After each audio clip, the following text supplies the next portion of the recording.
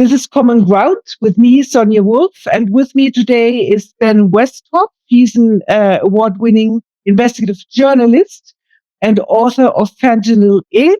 He's written for media such as the New York Times, The Atlantic, the Wall Street Journal, Rolling Stone, and The Guardian. And he's also directing a film about the opioid treatment drug naltrexone. Welcome, Ben. Thank you for having me, Sonja. So, Ben, I thought we were going to talk a little bit about your book, Fentanyl Inc., to cover, or at least to look a little bit at the complex issue of the opioid epidemic. Overdose drug deaths are killing many people in countries around the world, but especially in the United States. And those overdose drug deaths are driven by fentanyl. Could you, at the beginning, tell us a little bit about how you came to investigate opioid abuse and especially the abuse of fentanyl? I was the LA Weekly music editor back in the teens decade, and I was covering the rave scene. I used to write about music mostly. And it turns out there are all these people dying at raves. And the deaths were attributed to ecstasy, but I didn't think that ecstasy was such a deadly drug. So I began looking at these toxicology reports and realizing that these so-called ecstasy pills were mostly full of new chemicals that were synthetic, no one had ever heard of. And I investigated these new chemicals, and they were coming from Chinese synthetic drug labs. And the most deadly of all of them was fentanyl. And that is what got me started on this. So I wanted to look a little bit at the drugs that you explain in your book. This is fairly complex, but you make a distinction between plant-based drugs and synthetic drugs. Could you explain to our listeners what the difference is? Well, traditionally, if you wanted to get high, there were some plants like marijuana, magic mushrooms, derivatives of plants like cocaine, and a few other crazy drugs like cactuses and could lick toads and odd things like this. But in recent years, there's been an explosion of synthetic drugs, and now there's something like 100 or more new drugs every year, and these are developed in laboratories. And so heroin, for example, comes from the opium poppy. But if you want another opioid that's much cheaper and quicker to make, there's fentanyl, and that's made in synthetic drug labs for just a fraction of the cost. And so that's why synthetic drugs like fentanyl are replacing traditional plant-based drugs like heroin. I want to come back to fentanyl and some other drugs in a moment. But if we look at the opioid crisis more broadly, why is it that the United States has an opioid crisis? It stems from the overprescribing of prescription opioids like OxyContin back, starting 20 years ago or more. And the companies like Purdue Pharma and Mallinckrodt sort of misrepresented these pills as non-addictive and in marketing materials often. And for that reason, doctors were overprescribing them. But the addicted users, once their prescriptions ran out, they found that they were hooked. And so many of them turned to the black market and started buying heroin from street dealers. Eventually, there just wasn't enough heroin to supply them. And so fentanyl came in and filled this void. In your research, you looked specifically at fentanyl. So I wanted to get back a little bit to this substance, also perhaps some other examples, such as synthetic cannabinoids. Why would people take these drugs? And I'm especially interested in fentanyl because it has also medicinal use. But how do we get from something that can yield medicinal benefits to something that can cause harm? Well, fentanyl was originally developed as a hospital drug and made procedures like open heart surgery possible. It wasn't for many decades after it was created in 1959 that it jumped into the recreational realm. And that's because it's so powerful, it's so potent. Users didn't want it at first, but basically it was used as a cutting agent by drug dealers and drug traffickers who, in order to increase their profits, started putting it into heroin to make it stronger and cheaper. And eventually they started putting fentanyl in all drugs really that are available as a powder or a pill. So including cocaine, methamphetamines, and fake prescription pills. And that's probably what's causing the most fentanyl deaths right now, are pills that look exactly like a Xanax or a Percocet, but they're actually cut with fentanyl and people don't know the difference. What exactly are the dangers of synthetic drugs? Well, synthetic drugs usually are much more powerful and unpredictable. And so you mentioned synthetic cannabinoids. So those are sometimes called synthetic marijuana. And so, marijuana itself is known to give you kind of a mellow buzz, and no one's ever died from marijuana. But the synthetic version, it attaches to the same receptors in the central nervous system, but it's like supercharged. And so it makes a lot of people kind of like bug out and lose their minds. People take synthetic cannabinoids often because they don't show up on drug tests. They're sometimes known as K2 and spice, and they're much cheaper to manufacture. And so people, there's like synthetic cheap speed. There's all for every plant-based drug, there's basically a version that's made in a lab synthetically. I wanted to turn to the users of these drugs. And I mentioned earlier that it seems that opioid abuse is especially an American problem. So could we look for a moment a little bit more at what is happening in the United States? Why do people in America turn especially to opioids? And what are the factors or the causes of this opioid abuse in the United States? Yeah, the opioid epidemic is really only a major problem in the United States and also Canada. These are the only two countries where we had this problem with the overprescription of the pills like OxyContin. And in the United States, we have laws that allow pharmaceutical companies to market on television. It's there's a lot of ways that drugs are marketed here that aren't really in the best interests of the consumers, of the people taking the pills. And so that created millions of new addicted users. There was this idea that pain was the new vital sign. So like when the doctor asked you, what was your pain level? And if you said it was a 7 or higher, they were supposed to give you strong opioid pills. And so this kind of change in the way that medicine was prescribed led directly to this crisis. You mentioned that there are very many substances available at the moment. Why is it then when there are so many drugs? And we might also think that people become perhaps more aware of the dangers of these substances, especially when there's increasing discussion also of fentanyl. Why is it then that people turn to fentanyl? Why would people take it? Well, I think there is increasing awareness. There still needs to be more, but luckily children are using drugs at a much lower rate than before.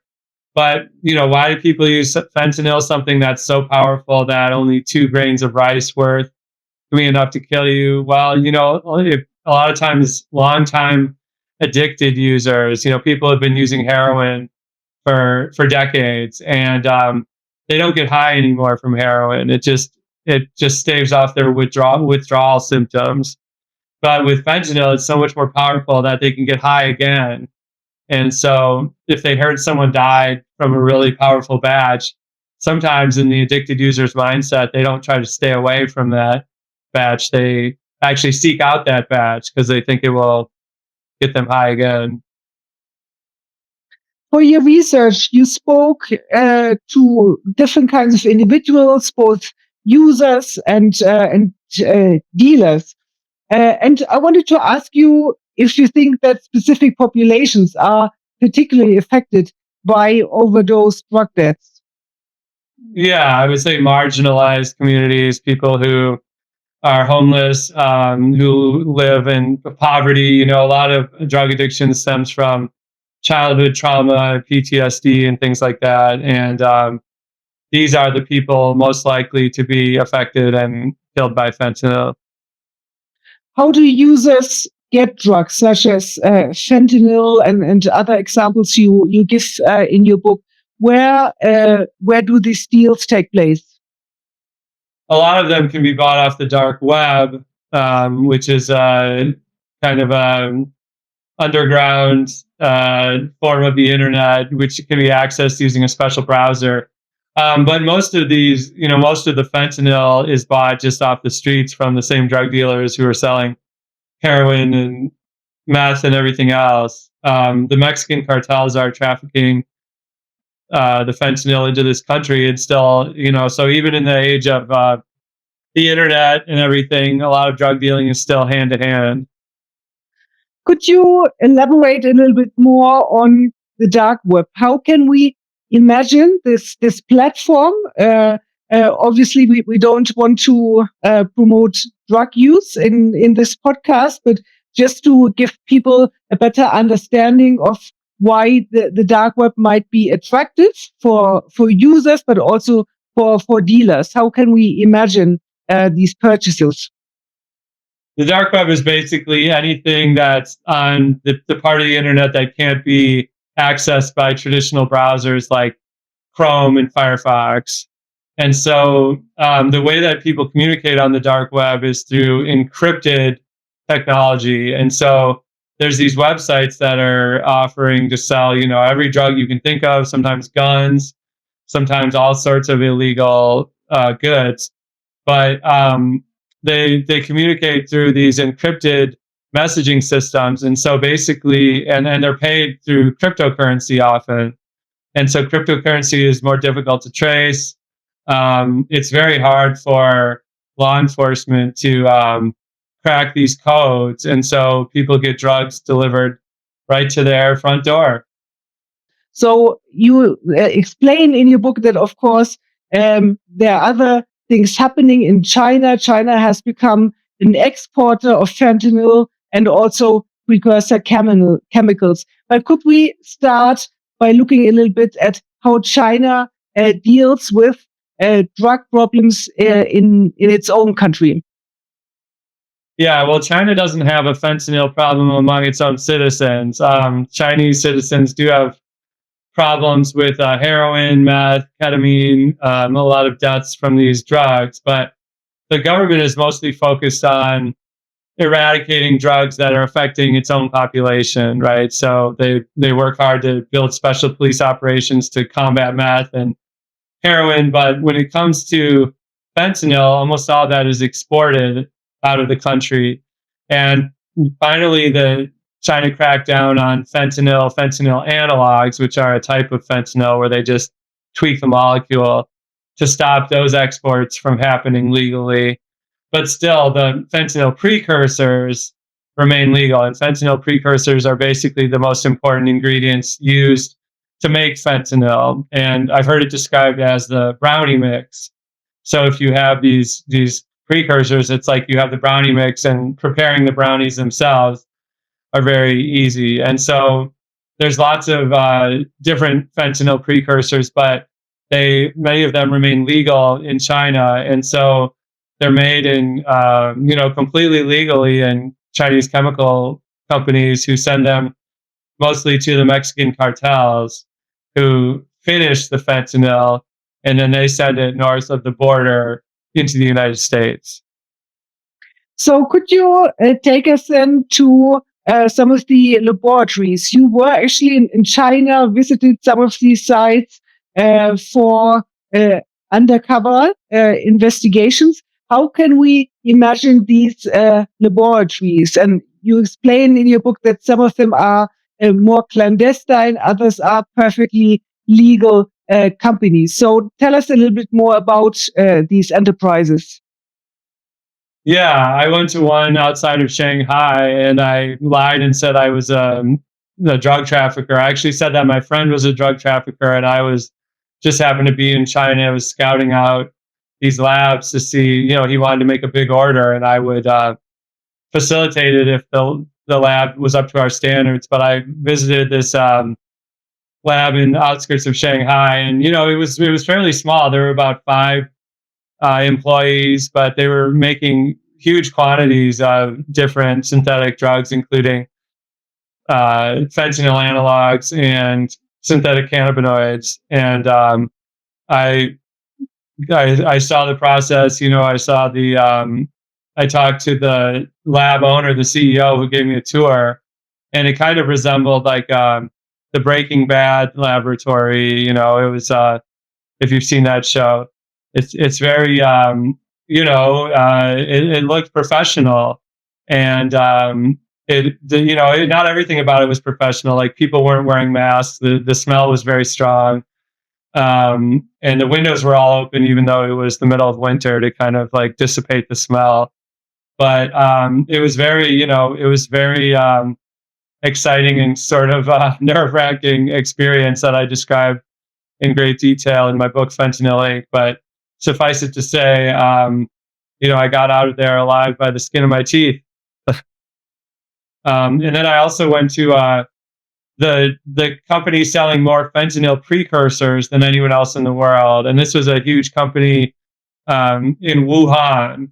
And so their address was on the internet, so I basically just showed up there, and I again pretended I was interested in making an order.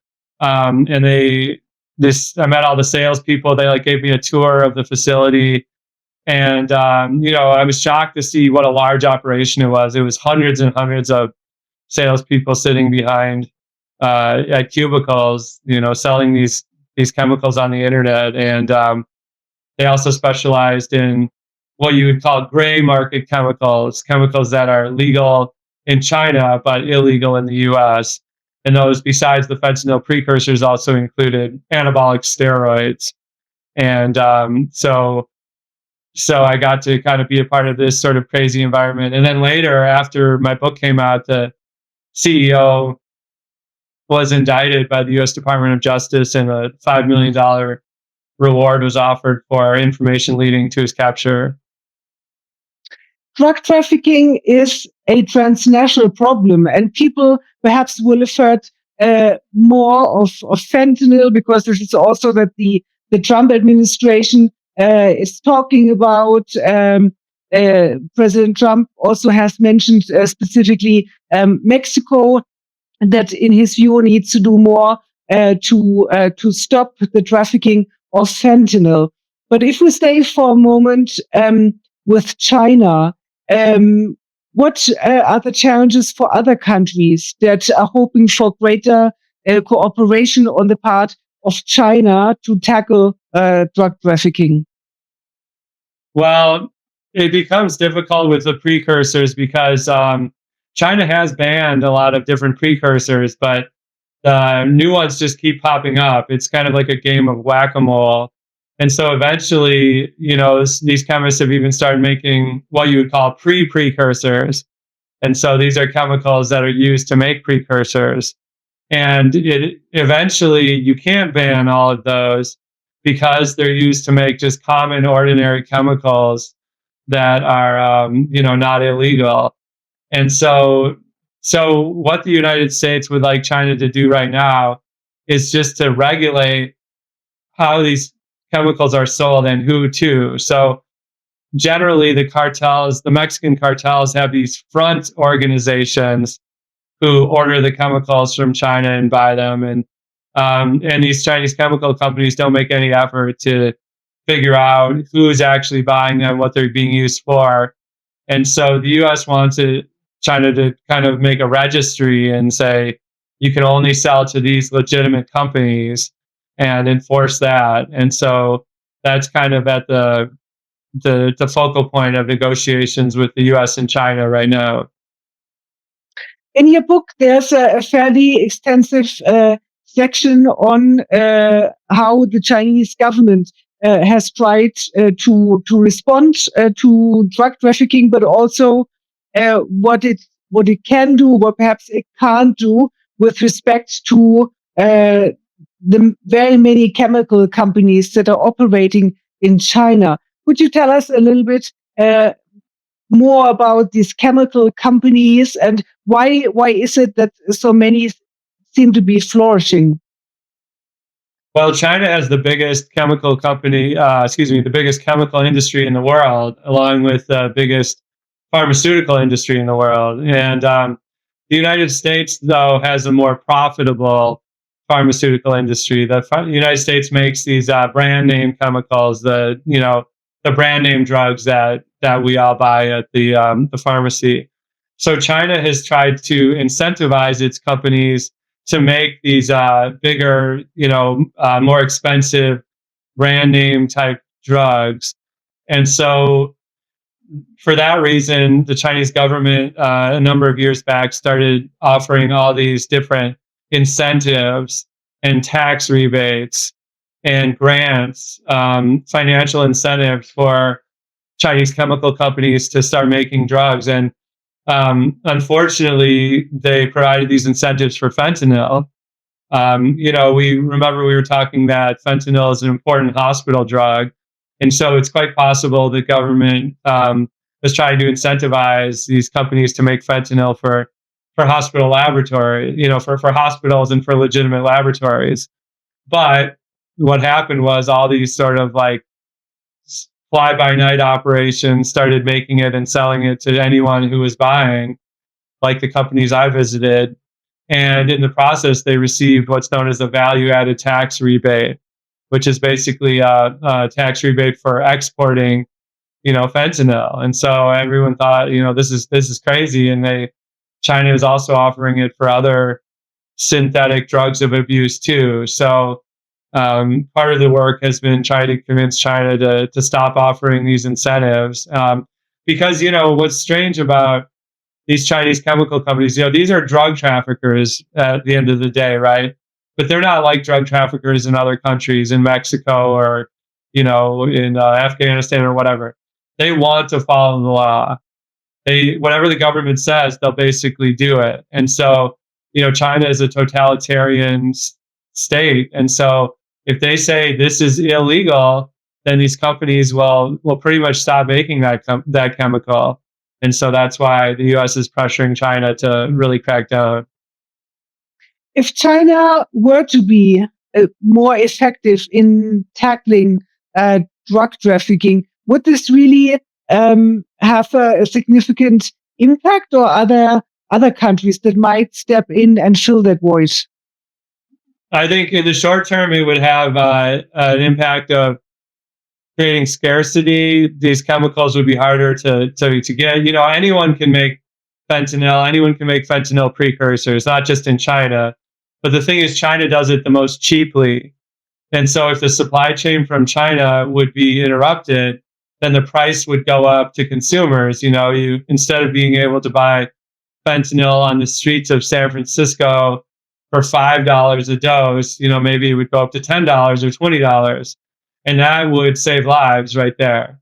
But that would probably be only a short-term effect. In the long run, other countries, like you're mentioning, like India, for example, would step in. And we're already seeing that. There was a BBC expose recently about this Indian company supplying all these opioids to Africa. And we also hear about Indian companies working with the Mexican cartels. This will, and if India cracks down on it, it could go to Russia. Really, there's no way to stop the drug supply. In my opinion, we should stop worrying about that so much and focus on the users themselves and helping them beat addiction.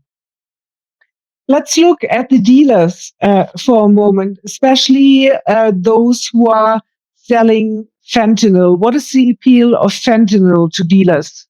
Dealers like fentanyl because it's so much cheaper than plant-based drugs like heroin, and it's also much more potent. And so if you buy a kilo of fentanyl, it's only a few $1,000s. whereas a kilo of heroin might be, $25,000, $30,000. And not only that, but you can chop it up, you can adulterate it much further. So 1 kilo of fentanyl, could be worth millions of doses once it's cut up and added with other, non psychoactive agents. In your research, you spoke to some dealers, and some of them don't seem concerned with the harm that their activities are causing. But there are also other dealers who see themselves as simply providing a service, because there will always be people who consume drugs. So I wanted to ask you, when we look at the dealers, can we say that there are dealers who are more profit oriented and there are others who are perhaps more mission oriented? Yeah, I think so. One thing to keep in mind is that a lot of opioid dealers, fentanyl dealers, are addicted users themselves, and they're only dealing to support their habit. Other people, some dealers I talk to actually think they're providing a public service, by providing cheaper opioids to addicted users.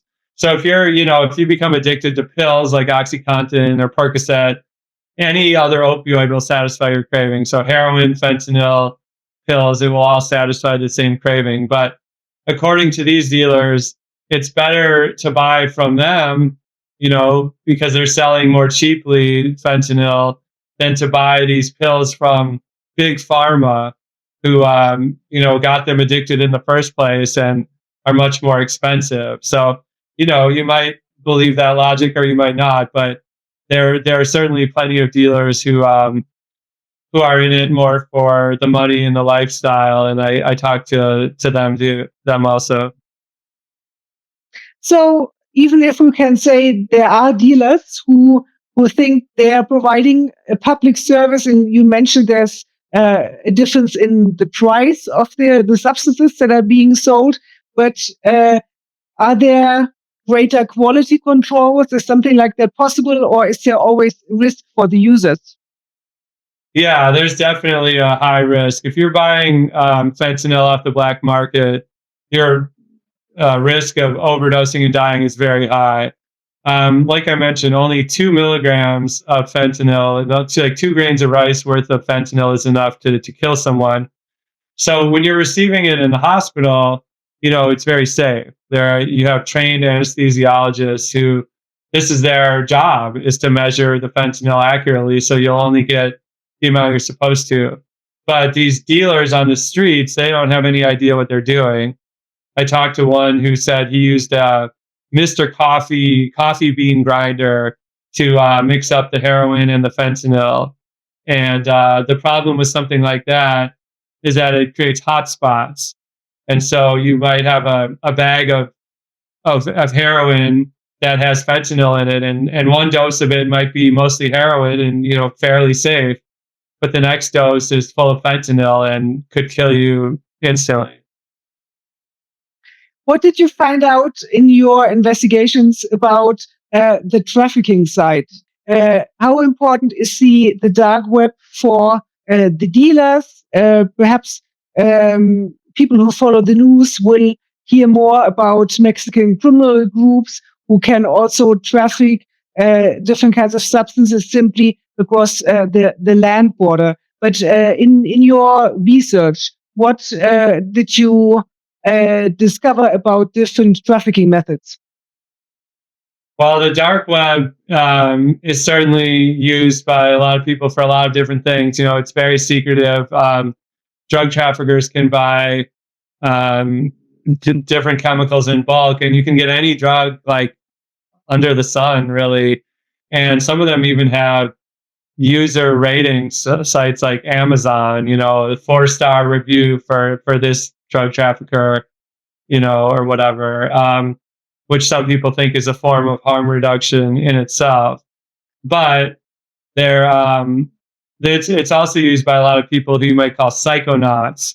And these are people who take brand new drugs that no one's ever heard of, and they try it. They're like a human guinea pig to see what it's like, and they describe their experiences on the internet. And a lot of them are trying new psychedelics that have these long, complicated names that are almost unpronounceable. But I still think the vast majority of the drug trafficking, though, goes through from China to Mexico into the United States, and these companies can be accessed. These Chinese companies can be accessed by the regular net often, and there are websites where if you just type in a chemical, a precursor chemical, a drug, or whatever, it will give you a list of different Chinese companies that are selling it. And there's a lot of this gray market industry still going on because a lot of these chemicals still are legal in China. Drug laws in countries around the world are based on the international drug regulatory system. Is this system still fit for purpose? Well, there's a lot of controversy about if we should be scheduling more drugs because, it's one thing to, you say you don't want kids using drugs. Are we going to legalize these powerful drugs that could get kids addicted or overdose? And I agree with that. But at the same time, if you restrict these chemicals, often it cuts off scientific study of them. And a lot of drugs are not just drugs of abuse, but they're potential medicine. In fact, most drugs, you think of medical marijuana, you think of like ecstasy, LSD, magic mushrooms, these being used to treat PTSD and things like that. Ketamine is used to treat a lot of psychological issues. And oftentimes we've really set ourselves back by scheduling these drugs Schedule 1 in the United States, which means that they have no medical value. And even marijuana is Schedule 1 right now. And most people would agree that that's not an accurate statement, that these drugs have no medical value. And so I believe that we don't need to be scheduling more and more and more drugs. We should try to find out what benefit they have scientifically before being so quick to schedule them. So the official response, at least to drug use, drug trafficking, is perhaps dominated by law enforcement. The war on drugs is something we see again in countries around the world, but perhaps the United States is the country that is most known for this kind of approach. What has the war on drugs entailed, and what impact has it had on drug trafficking? There's basically, I talk with a lot of people, parents whose kids have died from fentanyl overdoses, and half of them think that we need more strict law enforcement, more crackdowns, and the other half think we need less, that we need to end the war on drugs, that you can't police your way out of it. You can't arrest your way out of a drug problem. And I agree that a lot of drug users, if you go to prison, it just makes someone's drug problem worse. And a lot of times, addicted opioid users, they don't have the option of receiving any treatment. We have these great opioid addiction medications to help people beat opioid addictions, naltrexone, methadone, buprenorphine. But most addicted users aren't getting these, and especially when they're in prison. And so I think that's very counterproductive. At the same time, there are countries like Singapore who have a very strong kind of war on drugs approach, and they give long prison sentences for even small possession of small amounts of drugs. And so, on the one hand, that's very bad that it can send someone away for years and years for just having a little marijuana. But on the other hand, they have a very low overdose death rate. It's just a tiny, tiny fraction of what we have in the United States. So, Singapore is a very small kind of insulated country, so it's not the same thing. But I think we're still kind of trying to figure out what the right balance is between what should be illegal and what should be kind of decriminalized. The war on drugs has been widely criticized, but if we accept that law enforcement in some way is necessary to respond to drug abuse and drug trafficking, what are the challenges for law enforcement when it comes to fentanyl and synthetic drugs? Well, I think the movement towards getting if someone's caught with drugs, using drugs, trying to get them treatment is the most important thing, and police can play a role in this. And I think police need specific training, and in some places they do receive specific training how to deal with these type of arrests and these type of users. Being trained to use Narcan, which is the miracle opioid overdose reversal nasal spray.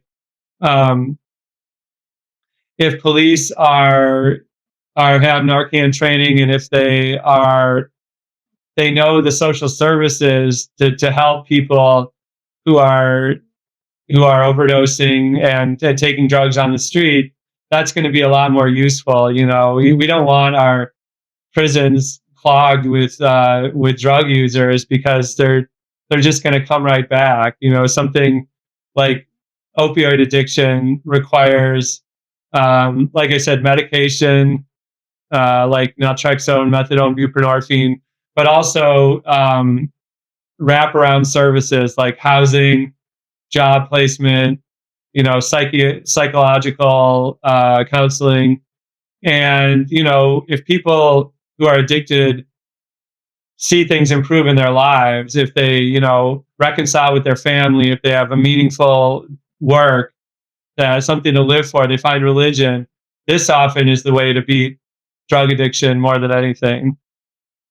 In terms of law enforcement, you talked about the dark web and how it's become more convenient for users, but also for dealers to use the dark web, for example.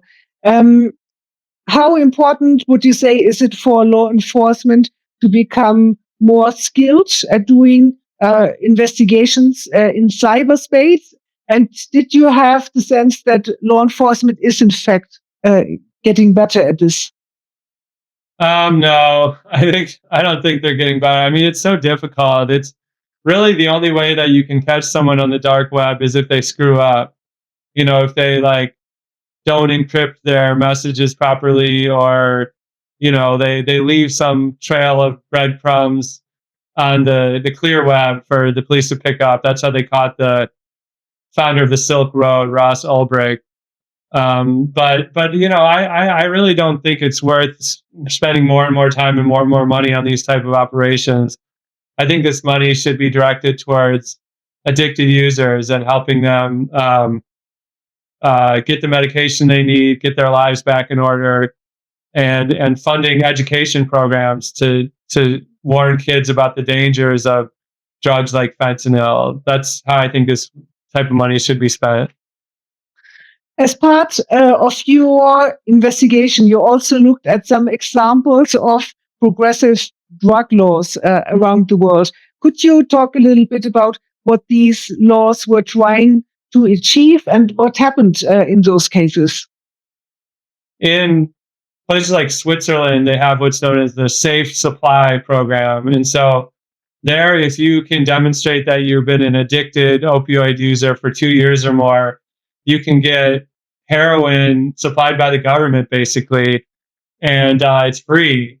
And so, these people go to these government-sanctioned little clinics and they use heroin and on the premises, and then it's basically a really successful program. It's helped keep needles out of parks. It's helped reduce the drug dealers' options. And so you're seeing the next generation of drug users hasn't really been addicted this way, because the drug dealers have kind of gone out of business. And a safe supply program, again, Switzerland is not like the United States. It's a much smaller, more homogeneous place, but it's worth the United States thinking about programs like this, and also safe injection sites that have had, some success in places like New York, and they've had places like Vancouver. Maybe the problem is it's gotten even worse where they have these safe injection sites. So it's still kind of up in the air exactly what's successful. But I think the opioid problem, is so out of hand that we need to try basically everything, a whole bunch of different ideas to see what works. In the countries that have tried to implement progressive drug laws, how important has been public opinion in terms of perhaps supporting these laws or shifts in public opinion against these laws? Well, there's certainly a strong NIMBY component, not in my backyard component, to places like safe supply, safe injection sites. The residents in these neighborhoods don't want them set up where people are going to, addicted drug users are going to come by every day. Same even with like needle exchanges, with methadone clinics. That can really make it difficult for these places to set up shop. But I think when you look at the big picture, you'll see that ultimately, if we're providing resources for drug users, that's going to help the overall big picture, and ultimately kind of reduce the number of people on the streets. And San Francisco has been kind of ground zero for this problem, where in recent years they've had basically open air drug dealing right on the street, and there's been an extreme backlash against that. And now they have a new mayor who's pledged to sort of clean up that situation. But it's a balance between trying to treat addicted users, with respect, and trying to give them options to help them in their recovery. Let's look a little bit more at the treatment options for addicted users. There's the idea of harm reduction. What is the principle behind harm reduction? Harm reduction is the idea that you can't just lock up users and throw away the key. That helping people use drugs safely is often the way to minimize the harm in their lives. And so that's a lot of the things we've been talking about, like equipping police officers, firefighters with Narcan, safe supply, safe injection sites, needle exchange. All of these are, another one that's popular is drug checking. So having fentanyl test strips to see if the drugs that people are using are what they think they are, or maybe they contain fentanyl. And so these are some examples of harm reduction. Could you perhaps elaborate a little bit more on these options? So you mentioned, for example, drug testing kits, which have been in use at music festivals. You alluded to injection or safe injection sites. There's also something that is called substitution therapy. What is meant by these different approaches? Well, substitution therapy is basically if you're using a bad opioid like fentanyl or heroin, substituting it for a more safe opioid. Like in Europe, a lot of people are on morphine. In the United States, methadone. And fentanyl in itself and the heroin in itself aren't what's often killing people. You know what I mean? Like if you have a safe supply of heroin, even a safe supply of fentanyl, you can live a long and healthy life. It's just that these street drugs, street heroin, street fentanyl are so often dosed improperly. They're full of impurities, full of toxic materials. And, it's also the lifestyle associated with these drugs. Like just to get the money to buy fentanyl, you need to commit crimes and commit prostitution, things like that. And so the idea with substitution or unsafe supply is that you're receiving from a doctor a free dose of these opioids that are safe, and substituting. So some people, but then there are other people who believe in a treatment drug like naltrexone, which is better known as the Vivitrol shot, and that's the focus of the documentary that I'm making. The documentary is called Antagonist, and basically, naltrexone is a drug that blocks all opioids. So basically, if you take naltrexone, you could use heroin or fentanyl, and it would just bounce right off. It's like a vaccine basically, and that naltrexone is harder to initiate because you have to be completely withdrawn from opioids. So you have to go through withdrawal, which can take a week or more, and is very painful process. But if you can do that and start on naltrexone, then it's like I said, a force field, a vaccine where you can take all of the bad opioids you want and they won't affect you. So that's a way to kind of move towards abstinence. Whereas if you're on something like methadone, that's an addicting opioid in itself. And so, if you're on on methadone, that can be harder to quit than heroin itself even. It seems it would be really important to have greater investment, greater support for harm reduction initiatives. How do you think might NGOs and other activists, also journalists and writers like you, perhaps try to influence public opinion in order to have greater support for harm reduction?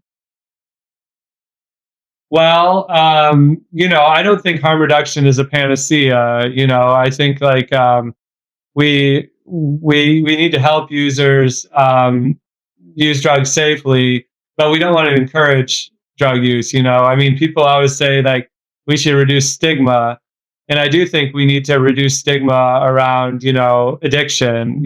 People have lost family members to addicts, to overdose deaths, are often afraid to speak out about it, because of the shame. But I do think we need stigma when it comes to starting drug use in the first place. And the best way to save lives is to have someone never start using a drug like fentanyl in the first place. And so, I think we as journalists and people in public office don't want to get swept up in narratives that are sort of partisan, and I think the left-wing sort of opinion is like, we need more harm reduction, and the right-wing opinion is more like, we need to promote abstinence, when really everyone is different, and I believe we need more funding towards this problem, towards individualized care for people, and less money for trying to stop drugs from getting into this country. And so, right now, like $100 billion a year in the United States is spent trying to stop drugs from getting in from places like Mexico, from places like China. And I think this money is just being wasted largely because, I went to the border with US and Mexico, and the Border Patrol agent told me that less than 1% of the drugs coming across are being intercepted, he believes. And so this money is just a big giant waste. And I think as journalists and people in power, we need to focus on trying to direct this funding towards helping individual addicted users. Thank you to Ben Westhoff for joining me.